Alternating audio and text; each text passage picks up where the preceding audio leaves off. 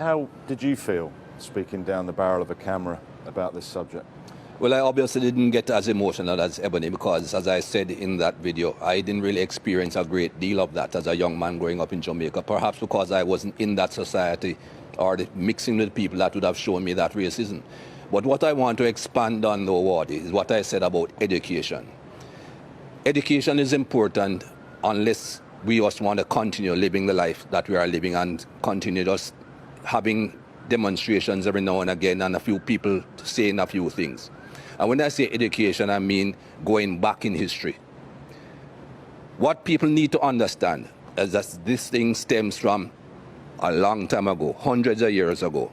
The dehumanization of the black race is where it started. And people will tell you, oh, that's a long time ago, get over it. No, you don't get over things like that. And the society has not gotten over something like that. I'll skip all the gap between those long years ago and make one point and then go backward. That lady in the Central Park in New York, Amy Cooper, I think is her name.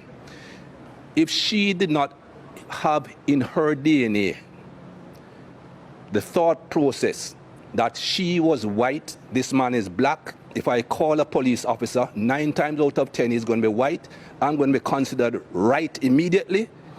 The black guy will have to prove that he's not guilty, and by the time he proves that he's not guilty, he might be dead. She had that in her mind from day one. That is why she said and did what she did.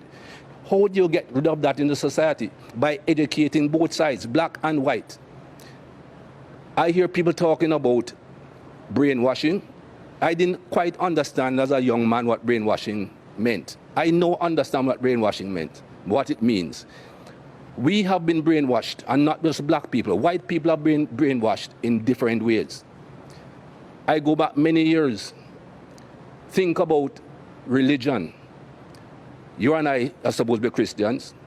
I'm not really a very holy person, not a very religious person, but that's what we were taught. Look at Jesus Christ, the image that they give you of Jesus Christ. Pale skin, blonde hair, blue eyes. Where Jesus came from, who in that part of the world looks that way? But again, that's the brainwashing to show you this is what perfection is. This is what the image of perfection is. If you look at any plays of those days, Judas, who betrayed Jesus, he's a black man. Again, brainwashing people into think, oh, he's a black man. He's the bad man. Go through history, Wardy. These lights that are shining on us. You can tell me who invented the light bulb, right? Thomas Edison, right? Everybody knows Thomas Edison invented the light bulb. Thomas Edison invented a light bulb with a paper filament. It burnt out in no time at all. Can you tell me who invented the filament that makes these lights shine throughout? Nobody knows, because he's a black man. It was not taught in schools. Louis Howard Latimer invented the carbon filament to allow lights to continuously shine. Who knows that? Everything should be taught. When you go back through the schooling as a young man, I remember my school days.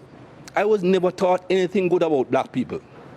And you cannot have a society that is brought up like that, both white and black, that only teach what's convenient to the teacher. History is written by the conqueror, not by those that are conquered. History is written by the people who do the harm, not by the people who get harmed. And we need to go back and teach both sides of history. And until we do that and educate the entire human race, this thing will not stop. They keep on telling me there's nothing called white privilege. Give me a break. I don't see any white people going into a store on Oxford Street and being followed. A black man walks in, somebody is following him everywhere he goes. That is basic white privilege. Whether that white person went in to rob the place or not, is not going to be thought of that way. And things like that have to change.